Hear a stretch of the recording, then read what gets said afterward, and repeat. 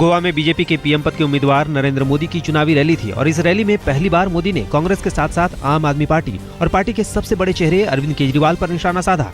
इशारों में कहा कि केजरीवाल टीवी पर दिखने वाले नेता हैं। टेलीविजन पर दिखने से देश का भला होगा कि धरती पर विजन देखने से भला होगा। देश को टेलीविजन के स्क्रीन पर चेहरा चाहिए कि देश को धरती पर विजन चाहिए। केजरीवाल पर मोदी का हमला थोड़ा और सीधा और तीखा हुआ। निशाना बने केजरीवाल और उनकी सरकार की वो सादगी जिसे मुद्दा बनाकर आम आदमी पार्टी ने दिल्ली में चुनाव लड़ा और मोदी ने हथियार बनाया गोवा के ही मुख्यमंत्री मनोहर पर्रिकर की जीवन शैली को। मनोहर पर्रिकर जी अगर दिल्ली में होते तो क्या होता? कल्पना कीजिए मित्रों, सारे देश को पता चलता कि कैसा इतना पढ़ा लिखा इंसान कितना सरल है, कितनी सादगी है। लेकिन क्या करे, वो गोवा में है, दिल्ली में नहीं है। और मीडिया वालों को दिल्ली के बाहर कुछ दिखता नहीं है। राहुल गांधी के गढ़ अमेठी में आम आदमी पार्टी की जन विश्वास रैली में कुमार विश्वास ने राहुल गांधी को सीधी चुनौती पेश की। कहा, मर जाएंगे लेकिन अमेठी छोड़कर नहीं जाएंगे। कुमार विश्वास ने यह भी कहा कि अब तक राजकुमारों को जनता ने जिताया, अब अपने लिए नौकर चुनने की बारी है। बहुत राजकुमार जिताए हैं, बहुत महाराज जिताए हैं। इस बार अमेठी निर्णय करे कि राजाओं युवराजों की जगह बटन दबाकर एक नौकर चुने और उस नौकर से कहे, जाओ संसद हमारी बात लेकर जाओ, हमारी बात। दिल्ली की केजरीवाल सरकार आज उठाएगी एक और बड़ा कदम। आज से नर्सरी दाखिले की हेल्पलाइन सेवा औपचारिक रूप से शुरू होगी। नर्सरी दाखिले में परेशानी पर अभिभावक 01127352525 पर शिकायत दर्ज करा सकेंगे। मंगलवार को हेल्पलाइन पर सर्कुलर जारी हुआ था। आम आदमी पार्टी में खास लोगों का जुड़ना जारी है। नर्मदा बचाओ आंदोलन और आम आदमी पार्टी की आज शाम 4:30 बजे संयुक्त प्रेस कॉन्फ्रेंस है और माना जा रहा है कि मेधा पाटकर आप में शामिल हो सकती हैं। चंडीगढ़ में रविवार को आम आदमी पार्टी की पहली रैली में बड़ी तादाद में लोग जुटे। नेता योगेंद्र यादव ने कहा कि हरियाणा में जमीन और भर्ती घोटाला होगा बड़ा चुनावी मुद्दा। उधर कोलकाता में भी आम आदमी पार्टी का हस्ताक्षर अभियान चला। मध्यग्राम की गैंगरेप पीड़ित को इंसाफ दिलाने के लिए आपने अभियान चलाया। अरविंद केजरीवाल को कामयाब होते देखना चाहती हैं बीजेपी नेता उमा भारती। हरिद्वार में उमा भारती ने कहा कि केजरीवाल का नाकाम होना उन्हें अच्छा नहीं लगेगा। हालांकि उमा भारती ने यह भी दावा किया कि नरेंद्र मोदी बनेंगे प्रधानमंत्री और बीजेपी 250 से ज्यादा सीटें जीतेगी। कांग्रेस उपाध्यक्ष राहुल गांधी आज केरल में 25 किलोमीटर की पदयात्रा करेंगे। राहुल की ये पदयात्रा अलेप्पी के कैनकुलम से अडूर तक होगी। राहुल की ये यात्रा युवा केरल यात्रा का हिस्सा होगी जो पिछले महीने शुरू हुई थी। राजस्थान में लोकसभा चुनाव के लिए आज रणनीति बनाएंगी मुख्यमंत्री वसुंधरा राजे। इस बैठक में बीजेपी विधायक और सांसद भी शामिल होंगे। वसुंधरा राजे को हाल के विधानसभा चुनाव में करिश्माई कामयाबी हासिल हुई थी और वो उसी फार्मूले को लोकसभा में भी अपनाना चाहेंगी। योग गुरु बाबा रामदेव ने केजरीवाल को मोदी के लिए चुनौती मानने से इनकार किया है। रामदेव ने पटना में कहा कि जनता मोदी को पीएम बनाने के लिए ही वोट करेगी। आज बिहार के सीएम नीतीश कुमार से मिलेंगे बंगाल गैंगरेप पीड़ित के घर वाले। नीतीश से मिलकर पीड़ित परिवार अपने लिए इंसाफ में मदद की मांग करेगा। इससे पहले गैंगरेप पीड़ित परिवार ने दिल्ली में राष्ट्रपति प्रणब मुखर्जी से भी मुलाकात की थी। सीबीआई ने कोयला ब्लॉक आवंटन से जुड़े 6 मामलों में अपनी जांच पूरी कर ली है और आज सुप्रीम कोर्ट में अपनी स्टेटस रिपोर्ट दाखिल कर सकती है। हम आपको बता दें कि कोर्ट 3 जनहित याचिकाओं के आधार पर 1993 के बाद से कोयला ब्लॉक के आवंटन की जांच की निगरानी कर रहा है।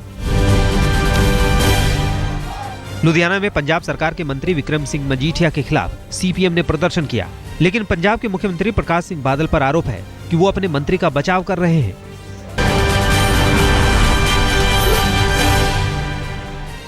विदेश मंत्री सलमान खुर्शीद को रविवार को उनके संसदीय क्षेत्र फर्रुखाबाद में हिंदू जागरण मंच के कार्यकर्ताओं ने काले झंडे दिखाए।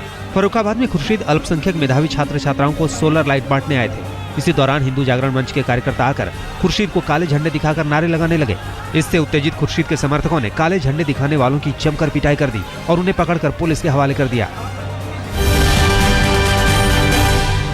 खुर्शीद को काले झंडे दिखाने वाले हिंदू जागरण मंच के कार्यकर्ताओं का आरोप है कि पूरे फर्रुखाबाद का सांसद होने के बावजूद खुर्शीद धर्म के नाम पर भेद करते हैं।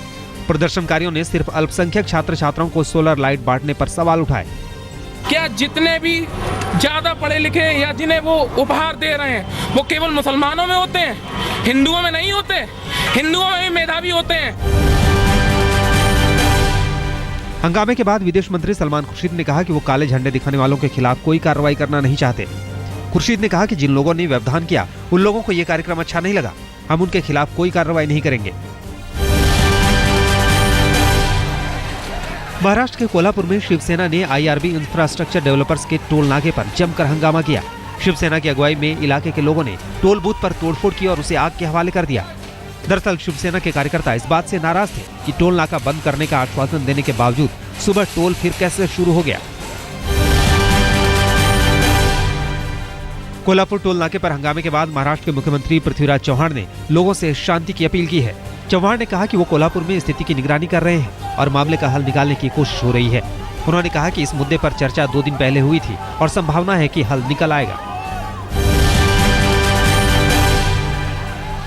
दरअसल कोल्हापुर टोल नाका का विवाद काफी पुराना है। 2007 में IRB इंफ्रास्ट्रक्चर कंपनी को कोल्हापुर शहर में सड़क बनाने की जिम्मेदारी सौंपी गई थी। 220 करोड़ की लागत से 49 किलोमीटर लंबी सड़क बननी थी, लेकिन सड़क बनते बनते उसकी लागत 550 करोड़ तक पहुंच गई।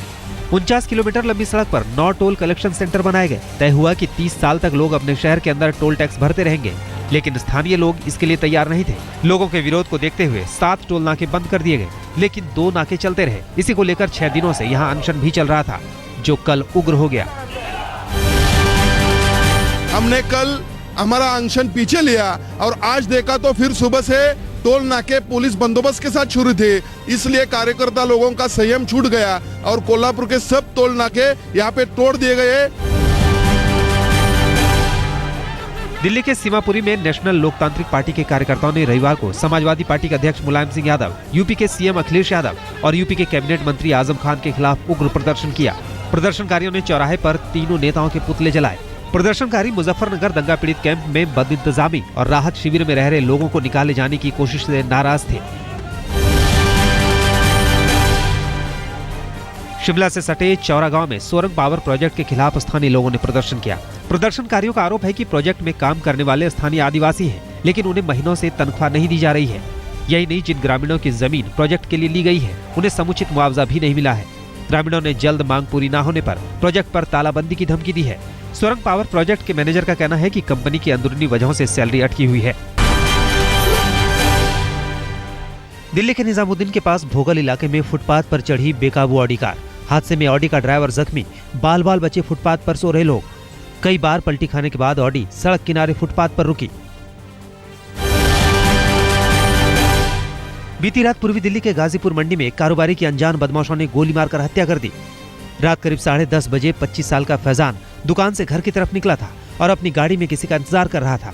तभी मोटरसाइकिल पर आए 2 शख्स ने फैजान पर गोली चला दी। यहाँ सामने गाड़ी खड़ी हुई थी, ठीक है, 2 लड़के मोटरसाइकिल पे आए और उसको गोली मारकर भाग के चले गए। दूसरी बात ये, पुलिस इसमें इंक्वायरी कर रही है, जो भी कुछ होगा भी सामने आएगा। यहीं के लोगों ने बताया है कि 2 लड़के थे, मोटरसाइकिल ऊपर थे, रेड कलर की गाड़ी थी और वो उससे बात कर रहे थे और फिर जो है वो चले गए। दिल्ली से सटे फरीदाबाद में दिन दहाड़े हॉकर की हत्या से सनसनी फैल गई। 2 हमलावरों ने गोली चलाकर वारदात को अंजाम दिया। सेक्टर 46 में हुई इस घटना से इलाके में दहशत है। गोली मारने के बाद मृतक की मोटरसाइकिल लेकर भी हत्यारे फरार हो गए। वहाँ पर जो पता लगा कि भी जो जैसे ही ये सेक्टर 46 में कोठी नंबर 96/46 के सामने जो है अखबार डाल रहे थे, तो 2 लड़के पैदल ही आए और इससे 1 सेकंड बात करी तो एक लड़के ने उनमें से इसको कान के पास में जो गोली मार दी और इसी की ही मोटरसाइकिल जो लेकर के जो फरार हो गए।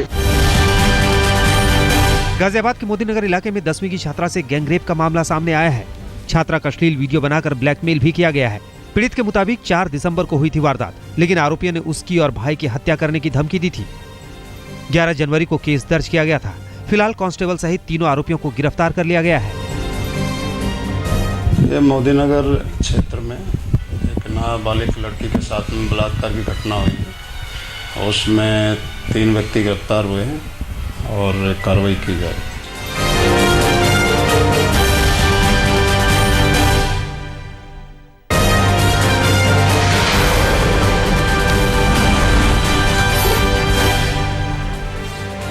मुंबई से सटे मीरा रोड में 11 साल की मासूम बच्ची के साथ हैवानियत का खेल खेला गया है।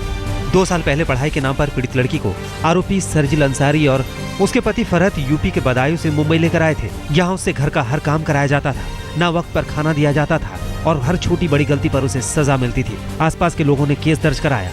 पुलिस के मुताबिक आरोपियों को गिरफ्तार कर लिया गया है।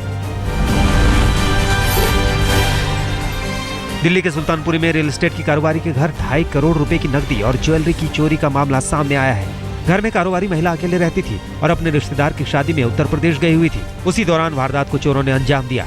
महिला की माने तो चोरों ने उसके घर से करीब 22 लाख की नकदी सहित 2.5 करोड़ रुपए पर हाथ साफ किया है।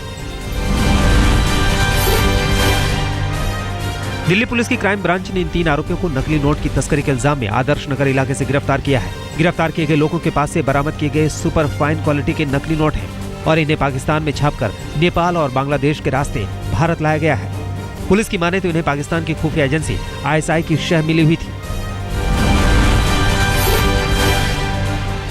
राजधानी दिल्ली में पति ने घरेलू कलह और प्रॉपर्टी के चलते अपनी ही पत्नी और 10 साल की मासूम बच्चे की लोहे के रॉड से सिर पर वार कर उनकी हत्या कर दी। घटना दिल्ली के सागरपुर के इंदिरा पार्क इलाके की है। माना जा रहा है कि पति ने इसलिए अपनी पत्नी को मार डाला ताकि उसे अपनी संपत्ति में हिस्सा न देना पड़े। ओडिशा में एक 25 साल की लड़की के साथ गैंगरेप का मामला सामने आया है। पीड़ित लड़की के मुताबिक कटक रेलवे स्टेशन पर कुछ लड़कों ने उसके साथ सामूहिक बलात्कार किया। दरअसल लड़की अपने घर में मामूली झगड़े के बाद घर छोड़कर छत्तीसगढ़ से ट्रेन में सवार होकर पुरी आ गई। पुरी से लौटते वक्त वो कटक रेलवे स्टेशन पर उतरी, जहां उसके साथ दुष्कर्म किया गया। फिलहाल पुलिस आरोपियों की तलाश कर रही है।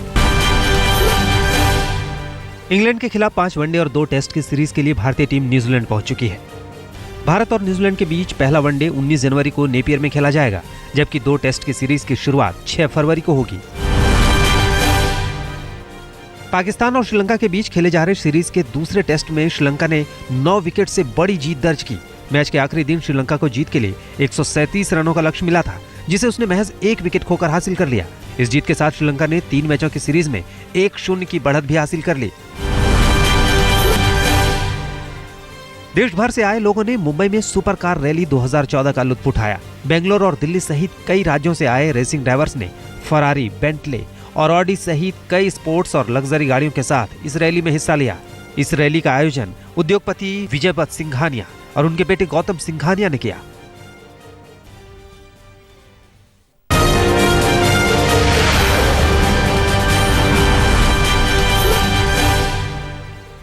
तेहरान के विवादित परमाणु कार्यक्रम पर रोक लगाने संबंधी समझौते को अंतिम रूप दे दिया गया है।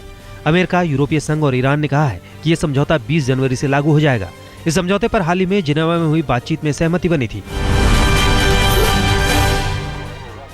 यूक्रेन की राजधानी कीव में सैकड़ों लोगों ने सरकार के खिलाफ प्रदर्शन किया। प्रदर्शनकारी सड़क पर मार्च करते हुए राष्ट्रपति निवास तक गए। प्रदर्शनकारी जब राष्ट्रपति निवास की तरफ बढ़ रहे थे तो उनके साथ बड़ी तादाद में दंगा पुलिस के जवान भी चल रहे थे।